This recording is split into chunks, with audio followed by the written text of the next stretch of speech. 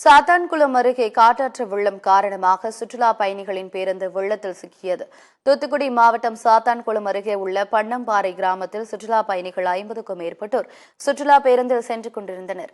அப்போது சாத்தான்குளம் அருகே பன்னம்பாறை பகுதிக்கு சென்றபோது காட்டாற்று வெள்ளம் காரணமாக சாலையோரத்தில் பேருந்து திடீரென நிலைகுலைந்து நின்றது. இதனால் அந்த பேருந்தை நகர்த்த முடியாமல் ஓட்டுநர் மற்றும் பயணிகள் அவதியடைந்து வருகின்றனர். இதனால் மாவட்ட நிர்வாகம் அவர்களை மீட்க வேண்டும் என சுற்றுலா பயணிகள் வலியுறுத்தியுள்ளனர்.